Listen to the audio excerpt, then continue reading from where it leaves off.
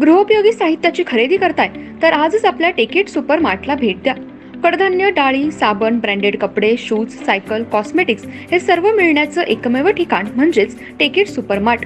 5,000चे भरपूर डिस्काउंट, कमीत कमी 4,999च्या खरेदीवर 5 किलोमीटर पर्यंत मोफत घरपोच सेवा। पत्ता पंचवटी चित्रमंदिर जवळ, 3 बत्ती रोड।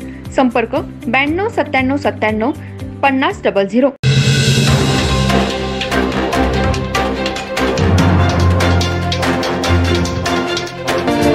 नमस्कार, मी तेजस्विनी मगदूम। एम मराठीमध्ये आपल्या सर्वांचं स्वागत आहे। पाहूया ठळक घडामोडी। इचलकरंजी शहराला मंजूर असलेल्या सुळकुड पाणी योजनेची अंमलबजावणी व्हावी याकरता गेल्या 5 दिवसांपासून धरणे आंदोलन सुरू आहे।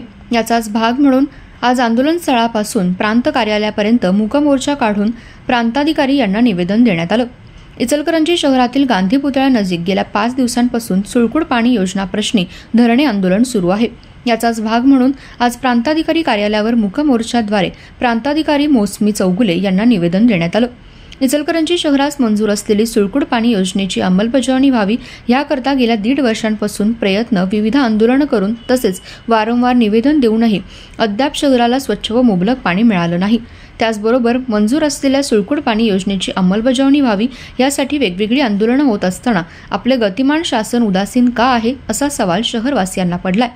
दरम्यान यावेळी सुळकुड पाणी कृती समितीच्या वतीने प्रसाद कुलकर्णी यांनी एका कागल मतदारसंघाच्या आमदारकीसाठी आपण आमच्या 4 लाख लोकसंख्येच्या नागरिकांचे पाणी का पळवत आहात, वस्त्रोद्योगाचे मॅन्चेस्टर व हजारो लोकांना रोजगार देणाऱ्या इचलकरंजी शहरास पाणी देण्याबाबत आपण उदासीन का आहात, एकीकडे रक्तपाताची भाषा करणारे इचलकरंजी शहराची पाकव्याप्त काश्मीरशी तुलना करणारे मोकाट आहेत, पण पाण्यासाठी आंदोलन करणाऱ्या सर्वसामान्य जनतेवर आपण राजकीय दबावातून गुन्हे नोंद करत आहात, हे कितपत योग्य आहे असा संतप्त सवाल मूक मोर्चा काढत प्रशासनाला केला।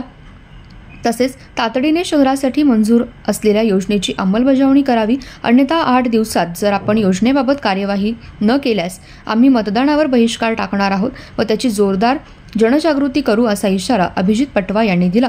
यावेळी नागरिक मंच इचलकरंजी व सुळकुड पाणी कृती समितीचे पदाधिकारी व शहरातील नागरिक मोठ्या संख्येने उपस्थित होते।